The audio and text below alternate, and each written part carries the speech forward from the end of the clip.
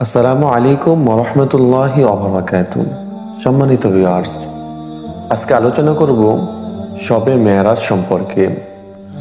রজব মাস আসলেই রজব মাসের ২৭ তারিখকে আমরা অনেকেই শবে মেরাজ মনে করে থাকি। শবে মেরাজের কি আমল? শবে মেরাজের রোজা কয়টি? শবে মেরাজে কত রাকাত নফল নামাজ পড়তে হয়? শবে মেরাজের নির্দিষ্ট আমল কি? অনেক মা বোন জানতে চেয়েছেন, এই জন্য আজকের এই ভিডিওটি।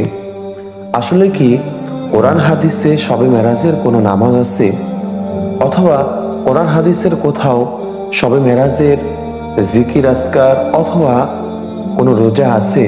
সাহাবায়ে কেরাম কি শবে মেরাজকে উপলক্ষ করে রাত জাগরণ করেছেন, অথবা শবে মেরাজকে উপলক্ষ করে সাহাবায়ে কেরাম কি রোজা রেখেছেন?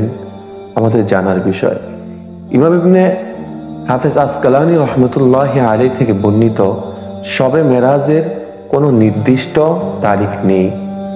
আমরা যে শবে মেরাজের রজব মাসের ২৭ তারিখকে শবে মেরাজ মনে করে থাকি অথবা ভেবে থাকি, এটার সুনির্দিষ্ট তারিখ অথবা কোনো দলিল আজ পর্যন্ত কোনো উলামায়ে কেরাম দেখাইতে পারে নাই। অতএব আমরা প্রথমত শবে মেরাজ যে রজব মাসের ২৭ তারিখকে ভেবে থাকি, সম্পূর্ণ এটা মতবিরোধ একটা বিষয়। এই জন্য আমরা এই তারিখ থেকে বা অন্য কোনো তারিখ, নির্দিষ্ট কোনো তারিখ আজও পর্যন্ত কেউ নির্দিষ্ট করে বলতে পারেনি।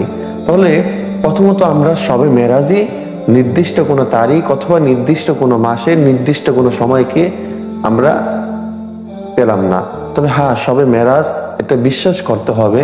কেউ যদি শবে মেরাজ নিয়ে প্রশ্ন করেন তাহলে তার ঈমানই থাকবে না। অবশ্যই আল্লাহ রসুল মেরাজ করেছেন, আল্লাহ তাআলার সান্নিধ্য লাভের উদ্দেশ্যে আল্লাহ তাআলার আরশ পর্যন্ত চলে গেছেন এবং জান্নাত জাহান্নাম ভ্রমণ করেছেন। এটা সত্যি, এর উপর ঈমান এবং বিশ্বাস উভয়টাই রাখতে হবে। আমরা আসলে যদি ইবাদত করার জন্য ইবাদতের মন মানসিকতা যদি আমাদের অন্তরের ভিতরে লালন পালন করতে চাই, তাহলে যে কোনো রাতই আমাদের জন্য ইবাদতের রাত। যে কোনো রাতই হচ্ছে আল্লাহ তাআলার সন্তুষ্টি অর্জন করার রাত। আমরা যদি যে কোনো রাতে আমরা যদি এশার নামাজের পর অথবা মধ্যরাতে উঠে আল্লাহ রব্বুল আলামিনের দরবারে ২ রাকাত, ৪ রাকাত, ৬ রাকাত, ৮ রাকাত তাহাজ্জুদের নামাজ আদায় করে আমরা যদি আল্লাহ সুবহানাহু ওয়া তাআলার দরবারে যদি হাত বাড়িয়ে দেই, তাহলে তাহাজ্জুদের নামাজ দ্বারা আল্লাহ তাআলার সান্নিধ্য লাভ করা সম্ভব। কারণ এমন কোনো বুজুর্গ দিন নাই যে সমস্ত বুজুর্গ দিন তাহাজ্জুদের নামাজ ব্যতীত আল্লাহর ওলি হয়েছেন। এমন কোনো নবী রাসূল নেই যারা তাহাজ্জুদের নামাজ আদায় করেন নাই। কারণ আল্লাহ তাআলা বলেন, ওয়াসজুদ ওয়াক্তারিব, বান্দা যখন সাজদার মধ্যে চলে যায় তখন সবচাইতে আমার নিকটবর্তী হয়ে যায়। এই জন্য যে কোনো রাতকেই আমরা ইবাদত করতে পারি, যে কোনো রাতেই আমরা নফল নামাজ পড়তে পারি। এই জন্য শবে মেরাজ অথবা শবে বরাত অথবা শবে কদর এগুলো তালাশ করার কিছুই নেই।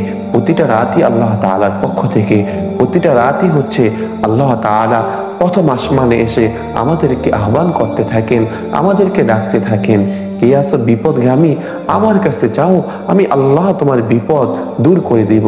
কে আছো ঋণগ্রস্ত, আমার কাছে চাও, আমি আল্লাহ তোমার ঋণ পরিশোধ করার মতো সক্ষমতা দান করে দিব। এভাবে প্রতিদিন আল্লাহ তাআলা প্রত্যেকটা বান্দার নাম ধরে ধরে ডাকতে থাকেন। এই জন্য ইবাদত করার জন্য শবে বরাত, শবে মেরাজ না খুঁজে চলুন আমরা প্রতিটা দিন আল্লাহ তাআলার হুকুম পালন করি এবং সুন্নত রাসূলুল্লাহ সাল্লাল্লাহু আলাইহি সাল্লামের সুন্নত মোতাবেক আমাদের জীবন করি। তাহলেই আমাদের জীবনে সফলতা চলে আসবে। আল্লাহ তাআলা আমাদের সবাইকে দ্বীনের জন্য কবুল করুন। আমিন। আসসালামু আলাইকুম ওয়া রাহমাতুল্লাহি ওয়া বারাকাতুহু।